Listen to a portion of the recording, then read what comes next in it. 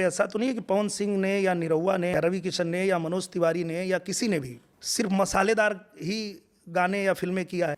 विदेशिया किया है भिखारी ठाकुर जी का।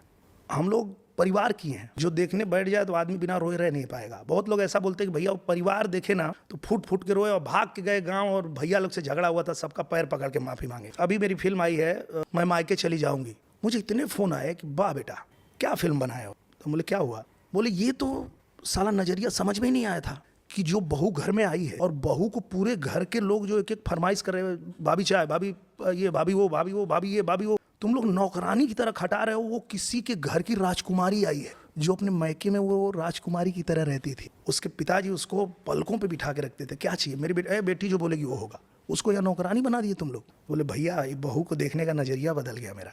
तो बोले हम लोग का काम ही वही है भैया कि हम ऐसी फिल्म बनाएं कि हमारे समाज में जो चीज़ें कुछ है जो गलत है पर किसी का ध्यान नहीं जा रहा, उस पर ध्यान उनका लाएं।